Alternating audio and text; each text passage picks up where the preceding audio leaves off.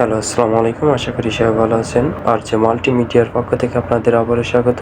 আজকে যে টপিক নিয়ে কথা বলতে চাচ্ছি সেটা হলো বাংলাদেশ পুলিশ কনস্টেবলের নিয়োগ বিজ্ঞপ্তিটি অবশেষে প্রকাশ হয়েছে। এই নিয়োগ বিজ্ঞপ্তিতে আবেদন করতে গেলে আপনাদের কত টাকা রেজিস্ট্রেশন ফি জমা দিতে হবে, কিভাবে আবেদন করবেন, কত তারিখ থেকে কত তারিখ পর্যন্ত আবেদন করতে পারবেন, সম্পূর্ণ বিস্তারিত এই ভিডিওর মাধ্যমে তুলে ধরার চেষ্টা করব। ধৈর্য সহকারে ভিডিওটি স্কিপ না করে সম্পূর্ণ দেখতে থাকুন। সর্বপ্রথম একটি কথা বলতে চাই যে আমার একটি ফেসবুক পেজ আছে, সেখানে আমি সমস্ত আপডেট দিয়ে থাকি।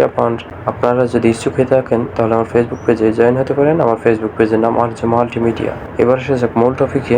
ভিডিওটি শর্টকাটে আপনাদের বুঝিয়ে দেওয়ার চেষ্টা করব এবং পরবর্তীতে আপনাদের কোন জেলা থেকে কতজন করে লোক নেবে সে বিষয়ে ভিডিও নিয়ে আসবো। আপনি যদি দেখতে ইচ্ছুক হয়ে থাকেন তাহলে চ্যানেলটি সাবস্ক্রাইব করে রেখে দিতে পারেন। সর্বপ্রথমে আমরা দেখব যে 18 থেকে 20 বছর বয়সের ভিতরে হতে হবে। শিক্ষাগত যোগ্যতা এসএসসিতে সর্বনিম্ন 2.50 পেয়ে উত্তীর্ণ হতে হবে। 2.50 পেয়ে উত্তীর্ণ হতে হবে। জাতীয়তা অবশ্যই বাংলাদেশি নাগরিক হতে হবে। বৈবাহিক অবস্থা অবশ্যই প্রার্থীকে অবিবাহিত হতে হবে। এবার দেখবো যে শারীরিক যোগ্যতা পুরুষ প্রার্থীর উচ্চতা পাসপোর্ট 6 ইঞ্চি। মুক্তিযোদ্ধা, শহীদ মুক্তিযোদ্ধা ও বীর জনবল সন্তানদের এবং ক্ষুদ্রনী সম্প্রদায়ের ক্ষেত্রে পাসপোর্ট 4 ইঞ্চি উচ্চতা হতে হবে। শারীরিক প্রতিবন্ধী ও তৃতীয় লিঙ্গের কোঠার প্রার্থীর ক্ষেত্রে বৃদ্ধি অনুচ্ছেদ হবে বুকের মাপ। মেধা ও ক্ষুদ্রনী সম্প্রদায়ের ক্ষেত্রে 31 থেকে 33 ইঞ্চি পর্যন্ত এবং শহীদ মুক্তিযোদ্ধাদের ক্ষেত্রে 30/31 ইঞ্চি হতে হবে।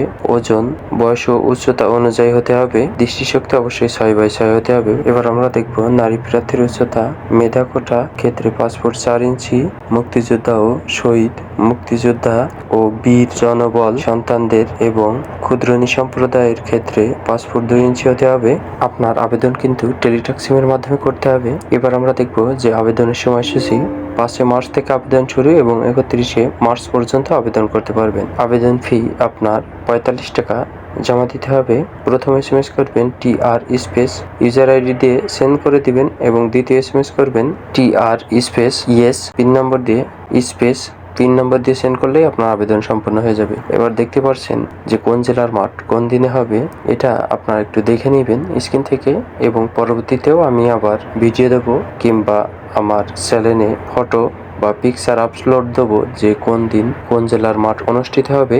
আশা করি বুঝতে পারছেন। আমার ভিডিওটি দেখে যদি আপনি একটু উপকার হয়ে থাকেন তাহলে চ্যানেলটি সাবস্ক্রাইব করবেন। আজকের মতন এই পর্যন্ত। এই সময় ভালো থাকবেন, সুস্থ থাকবেন। আল্লাহ হাফেজ। পরবর্তী ভিডিওতে আবার দেখা হচ্ছে নতুন কিছু আপডেট নিয়ে।